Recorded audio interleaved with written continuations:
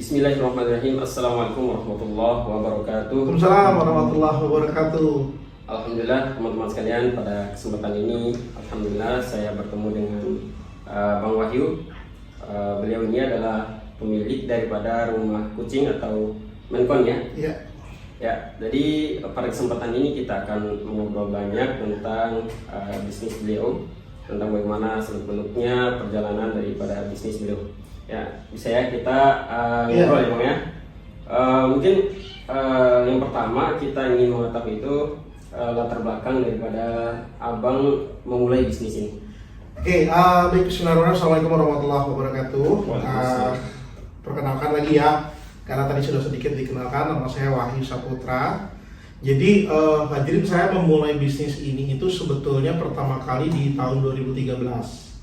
2013 itu adalah pertama kali saya memutuskan untuk pelihara kucing. Jadi basically memang saya senang sama kucing gitu, senang sama kucing, hobi-hobi, terus mulai berpikir coba deh untuk memutuskan punya kucing gitu.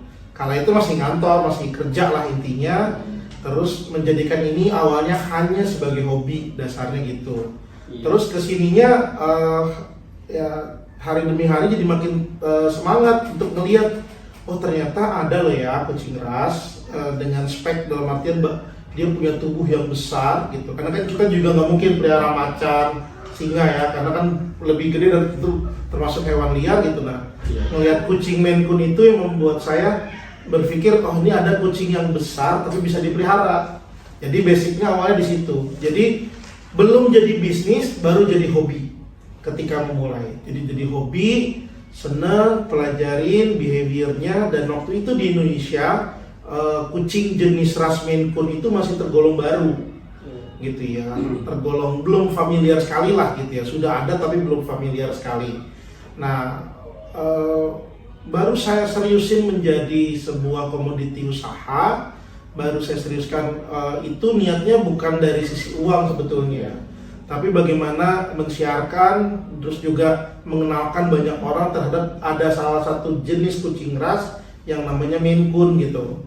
Ini bisa menjadi alternatif buat orang-orang yang selama ini mereka pelihara anjing, karena kan anjing ini dikenal memang smart, dia juga besar badannya. Nah, Maine Coon kurang lebih secara karakteristiknya sama gitu. 4 tahun setelah pertama kali saya memutuskan hobi punya kucing Maine Coon dan memutuskan untuk pelihara Maine Coon, barulah saya coba kembang biakan.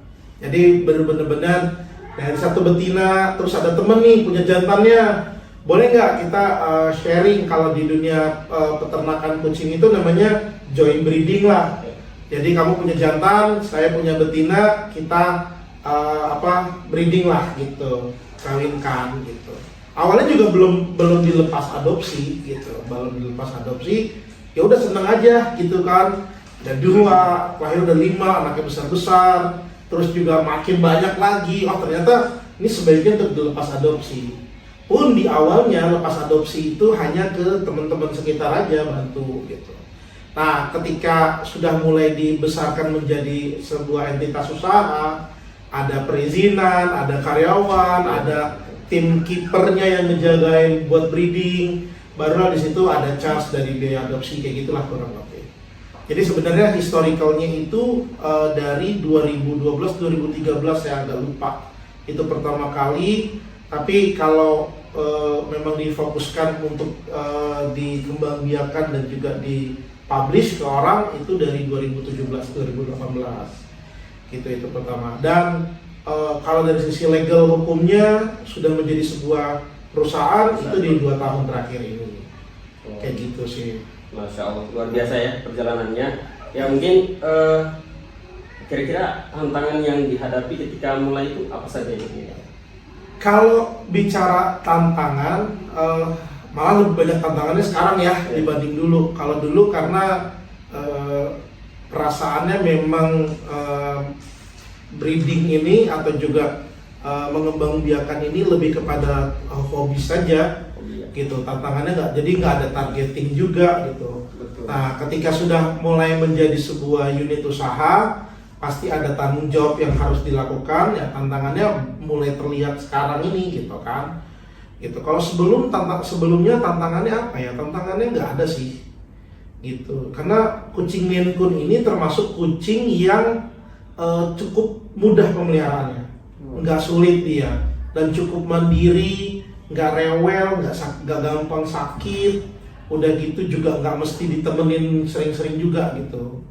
Nah, kalau sekarang tantangan terbesarnya adalah hanya memang kalau sekarang ketika sudah mulai banyak, jadi kemarin itu bahkan di rumah Maine Coon gitu ya, teman-teman juga bisa lihat di Instagramnya rumahmaincoon.id. Nah itu di beberapa bulan yang lalu itu kita bahkan ada sekitar 70-an ekor gitu, 70-an ekor. Lalu saya mulai berpikir bahwa oh ini kayaknya secara psikologinya buat anak-anak bulu ini tuh nggak bagus deh kalau terlalu banyak. Mulailah saya kurangin, sekarang dia ada 15-20-an ekor gitu. Tuh, supaya apa? Supaya mereka bisa dapat dapat perasaan, dapat suasana, dan juga dapat waktu untuk bermain lah kayak gitu. Nah, kalau dilihat dari sudut pandang bisnisnya, tantangannya adalah ya pasti ketika bicara peternakan, mau itu hewan yang biasa dikonsumsi, ayam atau juga sapi, ya tantangannya adalah di kematian memang gitu, di kematian anakan gitu. Nah, sisanya sih ya karena ini sebuah bisnis yang dilandasi dengan hobi, ya happy aja sih. Jadi luar biasa ya. Iya. Jadi perjalanan bisnisnya berawal dari hobi, kemudian menjadikan unit usaha. Yes. Nah, itu kan kalau unit usaha itu biasanya ada biasanya karyawan, kemudian juga mungkin biaya-biaya tambahan ya di dalam unit usaha. Kira-kira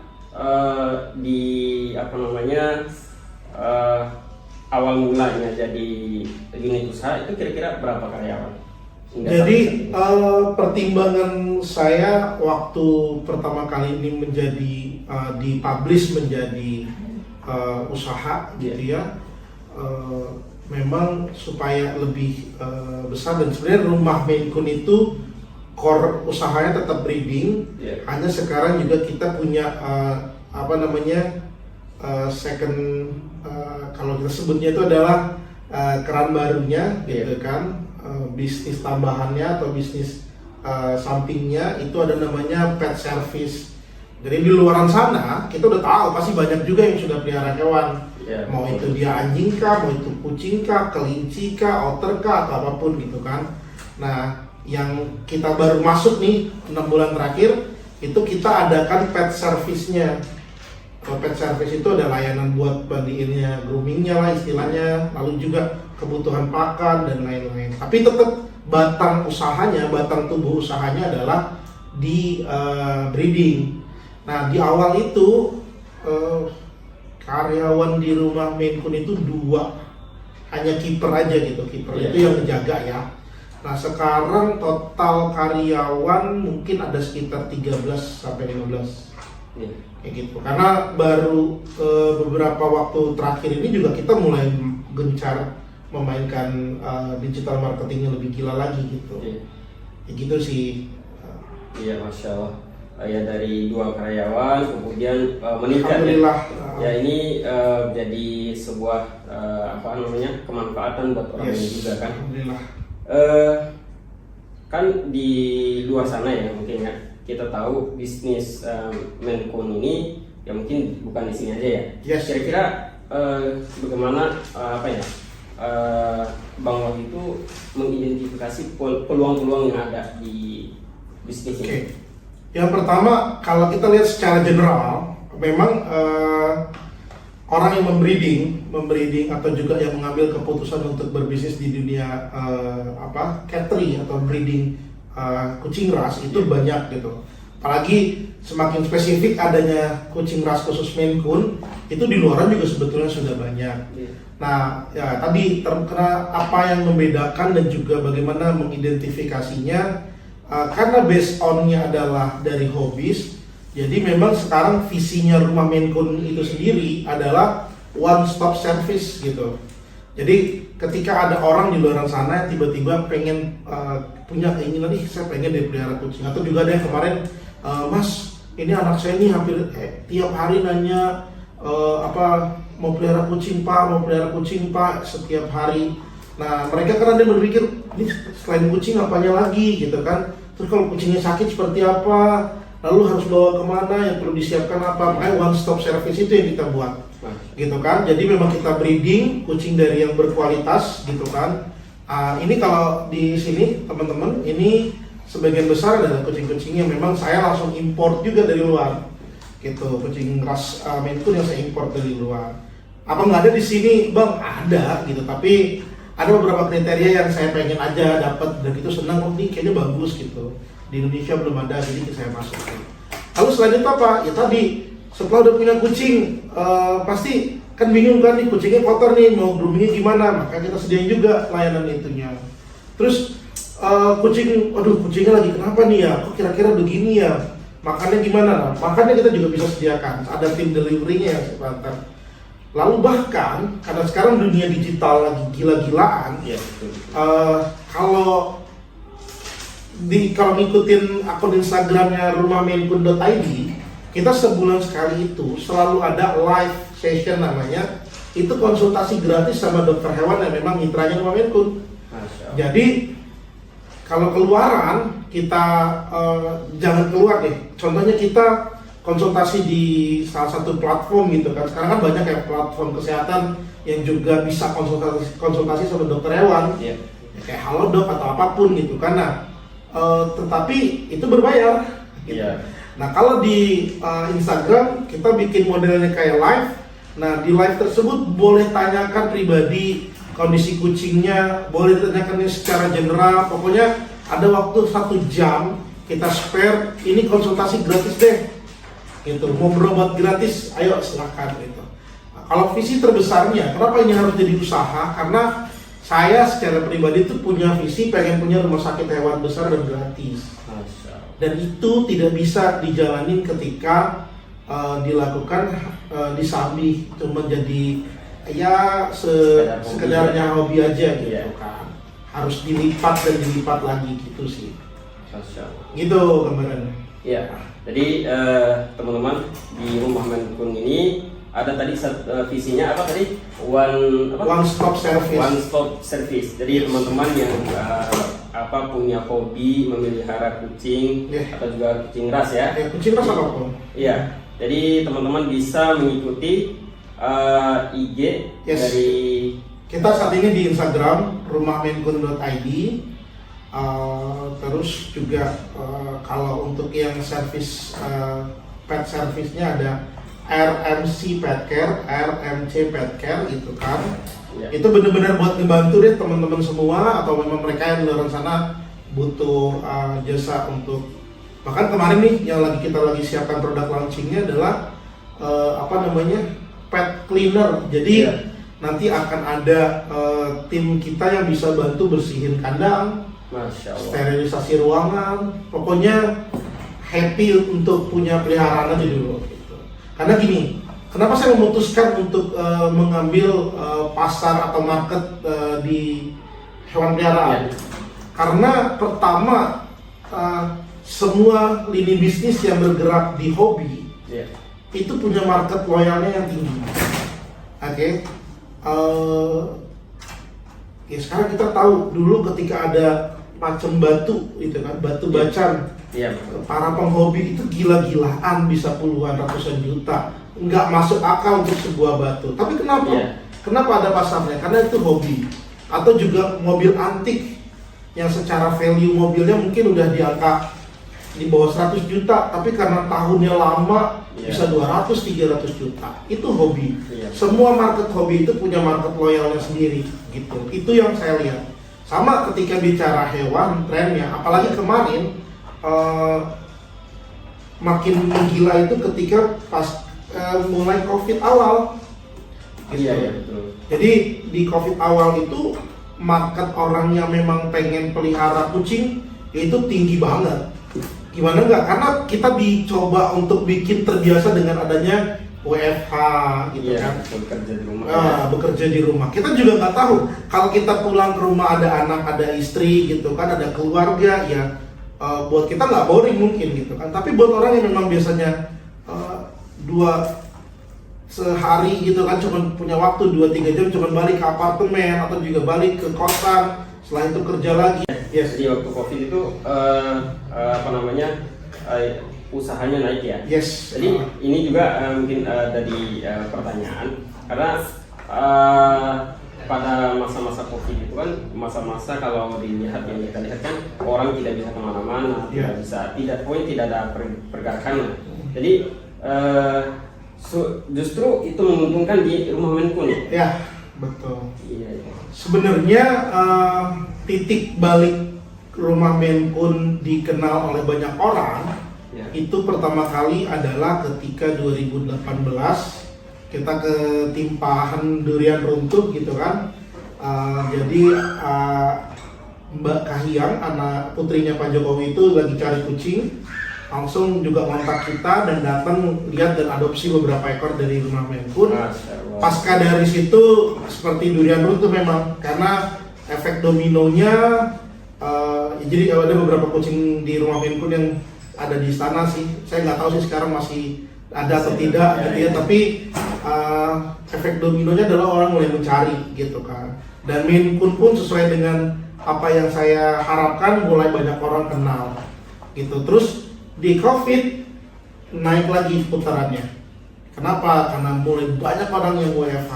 Masya Allah. Gitu. Bahkan ada fase di mana di 2-3 bulan pasca COVID, bulan-bulan awal kan itu bulan Maret 2020 kalau saya nggak salah, Maret, April, Mei, di bulan Mei itu kita sampai memang kitten supply yang bisa kita kasih, dalam artian kitten kita yang available itu tidak sebanyak permintaan orang gitu. Jadi mereka harus waiting list dulu, nunggu kayak gitu.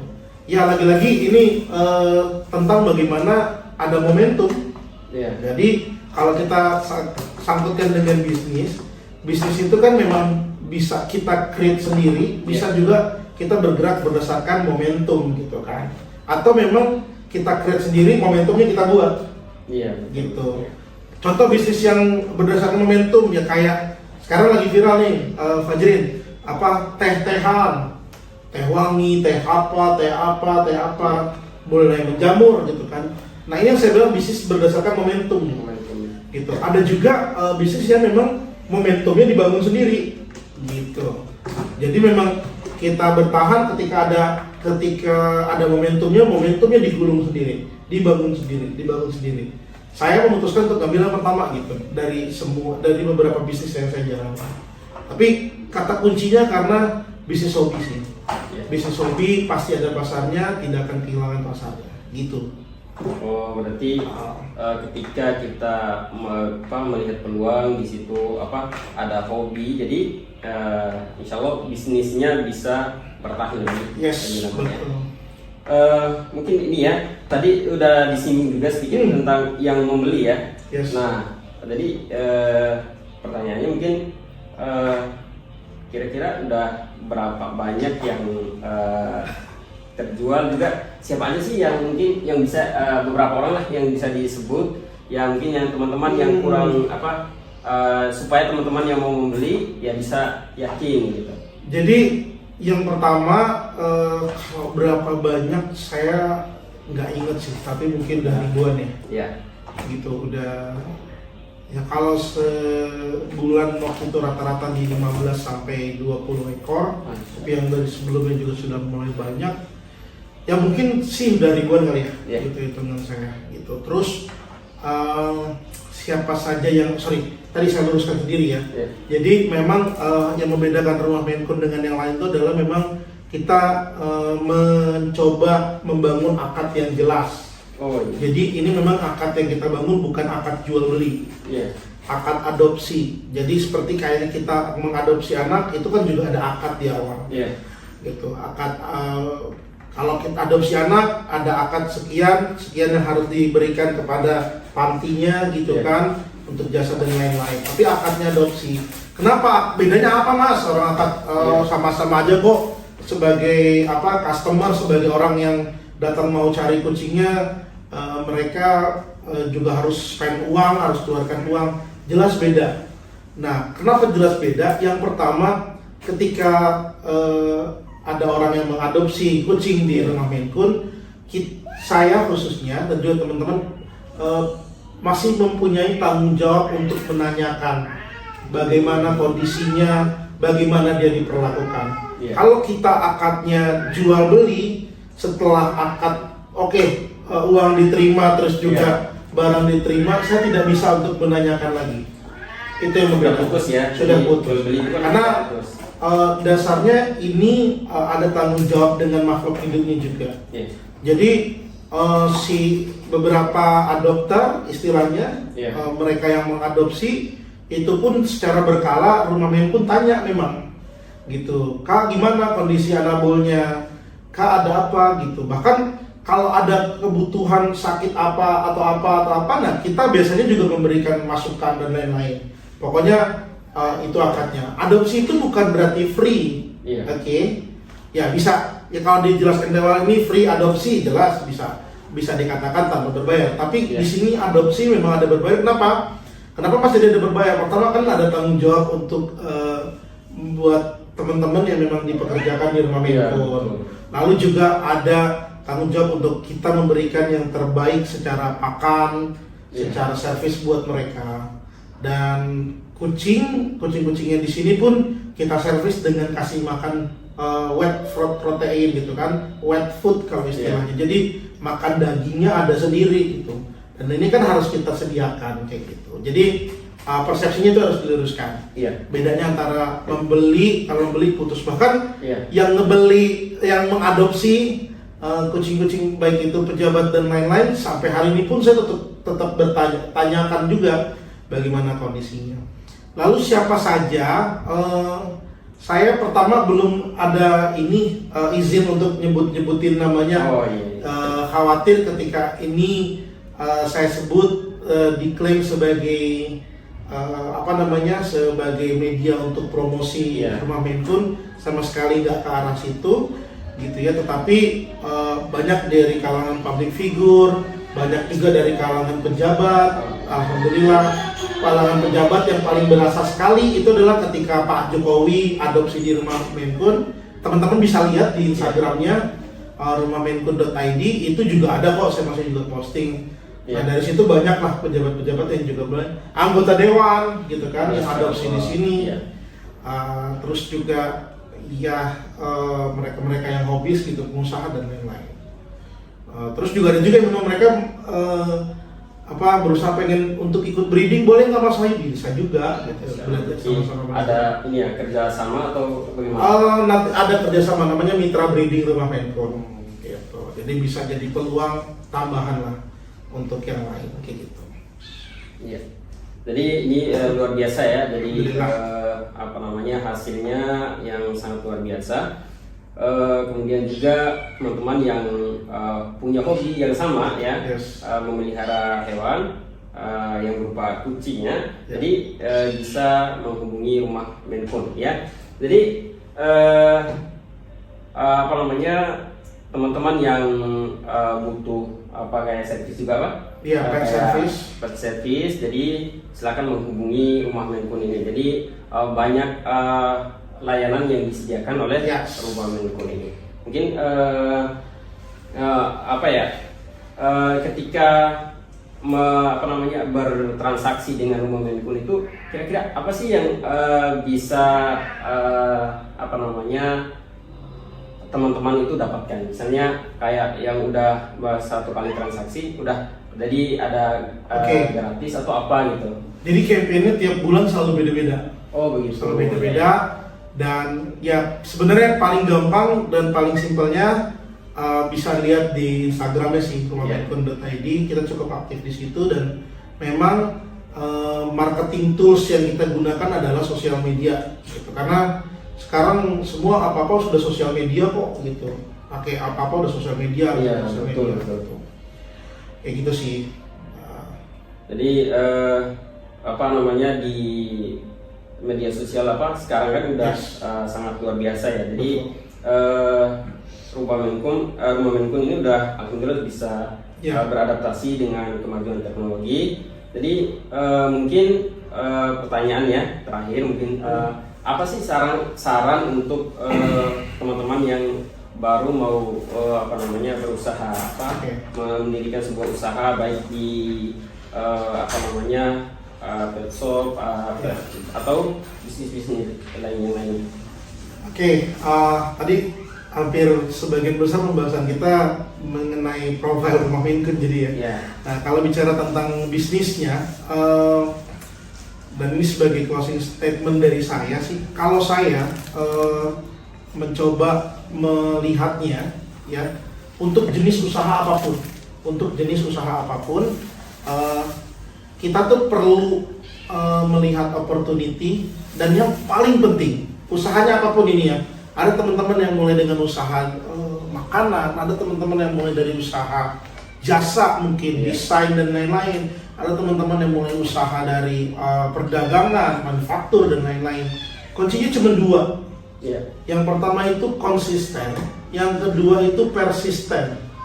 Konsisten itu adalah kita lakukan terus-menerus. Salah ambil hikmahnya, perbaiki. Lakukan lagi, salah ambil hikmahnya, perbaiki. Persisten itu terus bergerak untuk bertumbuh. Mau apa lagi nih? Harus gimana lagi?